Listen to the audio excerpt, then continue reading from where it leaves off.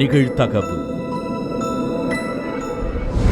வீட்டு வாசலில் விளையாடிக் கொண்டிருந்த 7 வயது சிறுமி சாக்லேட் வாங்கி தருவதாக கூறி சிறுமியை தனியாக அழைத்துச் சென்ற பக்கத்து வீட்டுக்காரர் சிறுமியின் வாயை பொத்தி துப்பாக்கியை காட்டி மிரட்டி பாலியல் வன்கொடுமை. மயங்கிய சிறுமியை ஆழ்நடமாட்டம் இல்லாத பகுதியில் தூக்கி வீசிய அரக்கன் போலீசில் சிக்கியது எப்படி? 5 வருடங்களுக்கு பிறகு நீதிமன்றம் வழங்கிய தீர்ப்பு என்ன?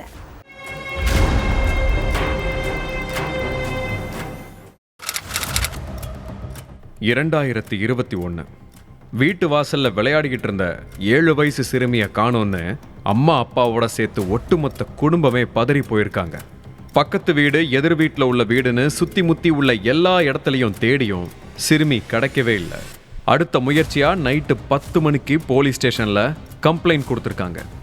அதுக்கப்புறம் உறவினர்களும் போலீஸும் விடிய விடிய சிறுமியை தேடி அலைஞ்சிருக்காங்க. கடைசியில நடுராத்திரி 12 மணிக்கு காரைக்குடியில ஆள் நடமாட்டம் இல்லாத பகுதியில் சிறுமி ஒருத்தங்க ட்ரெஸ் எல்லாம் கிழிஞ்சு ரத்த காயங்களோட மயங்கி கிடக்கிறதா போலீஸ்க்கு தகவல் வந்திருக்கு. உடனே அங்க போய் பார்த்தா மயங்கி கிடந்திருந்தது காணாம போன 7 வயசு சிறுமின்னு தெரிய வந்திருக்கு. மகள் அலங்கோலமா கிடந்ததை பார்த்து பெற்றோர் கதறி அழுதுருக்காங்க. அடுத்து சிறுமியை சிகிச்சைக்காக ஹாஸ்பிட்டலுக்கு அனுப்பி வச்ச போலீஸ் வீட்டு முன்னாடி விளையாடிட்டு இருந்த சிறுமி ஆள் நடமாட்டம் இல்லாத இடத்துக்கு எப்படி வந்தாங்க, சிறுமியை யார் இப்படி பண்ணதுன்னு தோண்டி துருவி விசாரிக்க ஆரம்பிச்சாங்க. முதல் கட்டமா அந்த சரௌண்டிங்ல உள்ள எல்லா சிசிடிவி கேமராக்களையும் ஒன்னு விடாம அலசி ஆராய்ஞ்சிருக்காங்க. அதுல பக்கத்து வீட்டுக்காரரான பாலாஜி கூட தான் சிறுமி கடைசியா நடந்து போயிட்டு இருந்தது போலீஸ்க்கு தெரிய வந்திருக்கு. அதுக்கப்புறம் பாலாஜியோட வீட்டுக்கு நடைய கட்டின போலீஸ்காரங்க அவர்கிட்ட சிசிடிவி காட்சிகளை காட்டி விசாரணை பண்ணியிருக்காங்க. சிறுமியை கையை பிடிச்சி எங்க கூட்டிட்டு போனீங்கன்னு கேள்விக்கு மேல கேள்வியா கேட்டிருக்காங்க. அதுக்கு முறையான பதில் சொல்லாம பாலாஜி போலீஸ் கிட்ட எகிரி இருக்கான். தெரிஞ்ச பொண்ணு தானேன்னு சாக்லேட் வாங்கி கொடுத்து அனுப்புனா என் மேலேயே சந்தேகப்படுறீங்களா? இதெல்லாம் சரியில்லை, முதல்ல இங்க இருந்து கிளம்புங்கன்னு போலீஸ் கிட்ட வாக்குவாதத்துல ஈடுபட்டிருக்கான். அந்த நேரத்துல மயக்கத்துல இருந்து சிறுமி கண்ணு முழிச்சிருக்காங்க. அங்க இருந்த காவலர்கள் என்னமாச்சு, ஏன் உன் ட்ரெஸ் எல்லாம் கிழிஞ்சிருக்குன்னு கேட்டிருக்காங்க. அதுக்கு சிறுமி சொன்ன பதில கேட்டதும் பெத்தவங்க துடி துடிச்சு போயிருக்காங்க.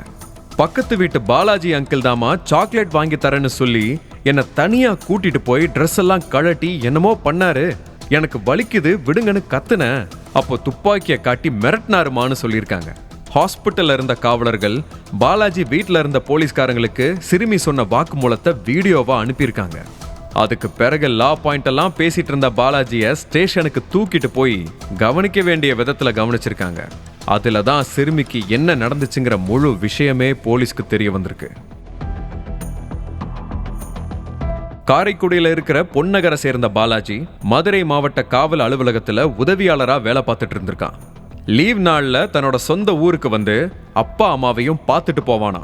அந்த மாதிரி வரும்போதெல்லாம் பக்கத்து வீட்டுல இருந்த 7 வயசு சிறுமிய தன்னோட வீட்டுக்கு அழைச்சிட்டு போய் தப்பான இடங்கள்ல தொட்டு பாலியல் அத்துமீறல்ல ஈடுபட்டிருக்கான். ஆனா அவன் என்ன பண்றான் அப்படிங்கிறது சிறுமிக்கு தெரியல. அதே மாதிரி 2021 லீவுக்கு மதுரையில இருந்து காரைக்குடிக்கு வந்திருக்கான் பாலாஜி. அப்போ வீட்டுக்கு முன்னாடி விளையாடிக்கிட்டு இருந்த சிறுமி கிட்ட போய் நைஸா பேச்சு கொடுத்தவன் பக்கத்துல உள்ள கடையில சாக்லேட் வாங்கி தரேன்னு சொல்லி அழைச்சிட்டு போயிருக்கான். பக்கத்து வீட்டு அங்கிள் தானேன்னு சிறுமியும் அவன் கூட போயிருக்காங்க. அதுக்கு பிறகு ஆள் நடமாட்டம் இல்லாத இடத்துல வச்சு அந்த சிறுமியை கீழே தள்ளி வாயை பொத்தி பாலியல் வன்கொடுமை பண்ணியிருக்கான். வலி தாங்க முடியாம சத்தம் போட்ட சிறுமி கிட்ட துப்பாக்கியை காட்டி பல முறை பாலியல் வன்கொடுமை செஞ்சு சித்திரவதை பண்ணியிருக்கான். அதுல சிறுமிக்கு அதிகப்படியான ரத்தம் வெளியேறி மயங்கிருக்காங்க. அதுக்கு பிறகு இச்சை தீர்ந்ததும் சிறுமி அங்கேயே போட்டுட்டு எஸ்கேப் ஆகியிருக்கான்.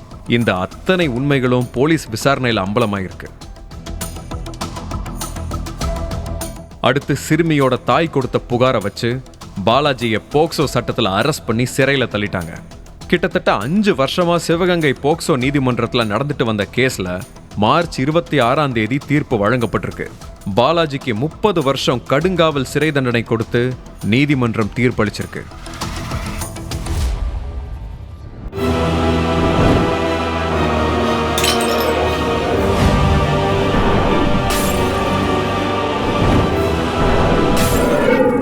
நிகழ்தகவு.